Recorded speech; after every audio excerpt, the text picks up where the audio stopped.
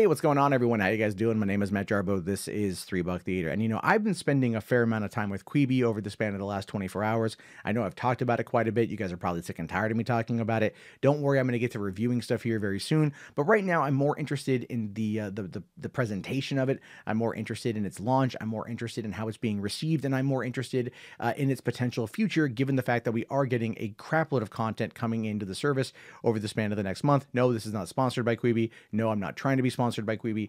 I get super kind of hyped about new technology and stuff that I feel is interesting, and I want to talk about it. And that's where I'm coming from on this. So that's where the enthusiasm is from. So look, right now there is a litany of content that's on there that is for a wide variety of different people, mostly Gen Z millennial types. And after the launch yesterday, where about 300,000 people downloaded the app, this morning what we actually found out was that the media, and I already talked about this, but the media is outright trying to smear Quibi by trying to compare it to Disney Plus, which makes no sense considering the fact that the two are not even in the same league at all.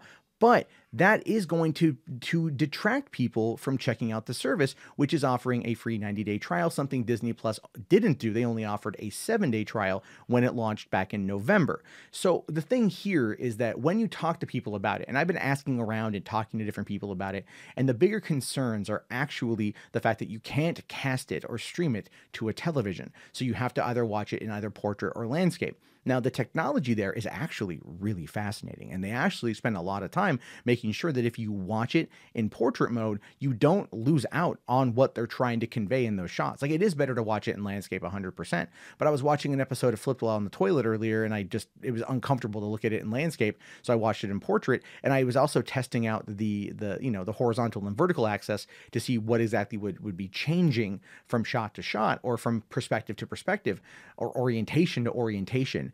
And as a result of that, they put a lot of work into making sure that you're always in the action either way you are looking at the phone. And so when it comes to the vertical side of it, that to me is very intriguing. And I want to see how it actually implements itself later on. But again, right now it is driving some people nuts. There's an article on Variety saying right here, Quibi's mobile-only viewing is already frustrating some people because they want to sit on their couch. They want to be able to enjoy it. I think they like the bite-sized content, but since they're not working right now, it's not playing into the overall aspect of why it's designed, what it was designed for. It was designed to be watched on the go. No one can go anywhere. They should have actually probably delayed the launch until people were going back to work in order to give them something to watch while they were on the commute. But right now they're not getting any of that. So we are where we are.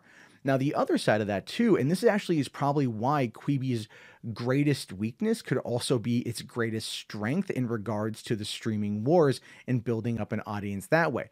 That, of course, is piracy. Now, I did touch upon this yesterday a little bit in my thoughts video on it, and I spent a little bit more time kind of surfing around a few forums that were talking about it, people that are in that game and whether or not they were going to be able to get the content. I was just curious to see how quickly pirates would be able to crack the code, so to speak. And here's the thing, they can't. Right now, day one, they can't. Now, is it going to happen? 100%. Everything gets pirated. Get it to China. Someone's going to be able to figure out a way around it. But for right now, it's all locked behind the anti-screen recording software, no screenshots, security blocks on mobile devices.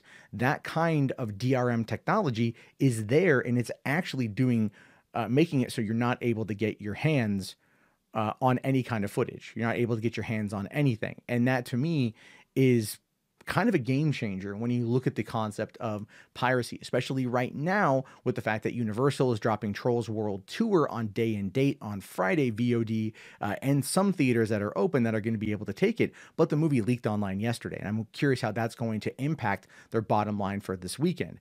I don't know, and we're not going to find out because they're not going to release any of that sales data publicly because movie theaters would skewer them.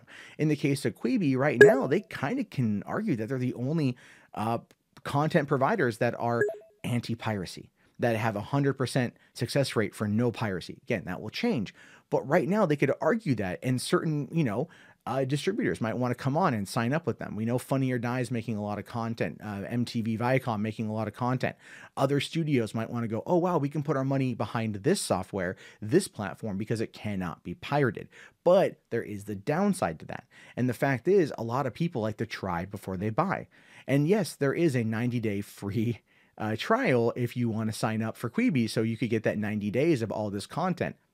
But that doesn't matter when what we're talking about is watching it where you want to watch it. And giving people the ability to watch where they want to watch is a large metric of success. Look at Disney Plus. You can watch it mobile, you can watch it on your phone, on your TV, on your gaming console. If you're mobile, you can download the episodes to your phone and make sure you can watch them offline. You can do the same with Quibi too, by the way. And that's actually where I think probably the piracy is going to come into play, is finding those video files and finding a way to unencrypt them. That's where I think things are going to go. But then again, I'm no expert on this front. I just pay attention because it's my job to pay attention. So you've got that.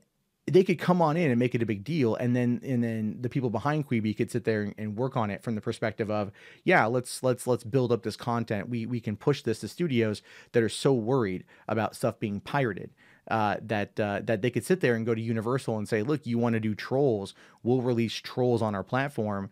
I'm using it as an example, of course, but we can put Trolls on our platform, and you could then charge, your premium fee or have it brought into our subscription model, but it can't be pirated because people aren't going to be able to get it unless they point a camera at their phone and they record the whole damn thing. Now that could be, at this point, how these things leak out there.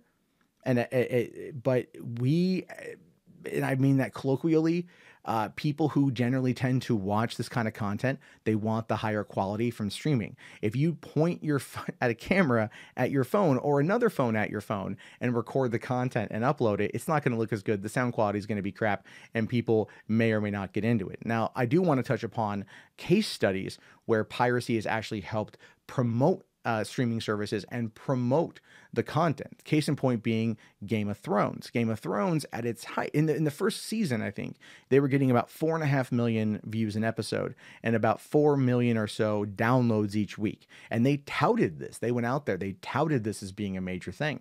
Dan and Dave were like, "Oh, it's great. It helps spurs DVD sales," which it did.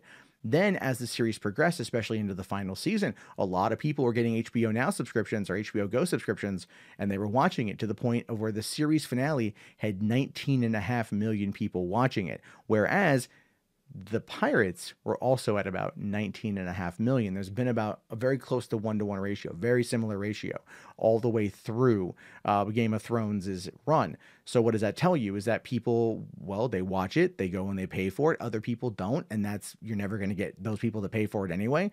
But they talk about it, they get that water cooler stuff going on, and that boosts everything up, right? So that's the big issue here. And Quibi is in that position to where it could do that, having no ability to pirate in any kind of good conceivable metric. Now, granted, that could change tomorrow, that could change in a week. I don't have any idea what's going to be happening, but to me, its greatest weakness to the average person could be its greatest strength to the studio. And we'll have to see how that ultimately plays out. But anyway, I just wanted to kind of ramble about this a bit more. Again, if you want reviews of some of this stuff, if you want me to tell you about it, we could do some reviews. But yeah, we'll have to wait and see. I want to hear you guys' thoughts. Let me know down in the comments below. I will talk to you all later. Have yourself a great day. Thank you for watching. Be sure to like, comment, subscribe, all that jazz. And I'll see y'all later. Peace out.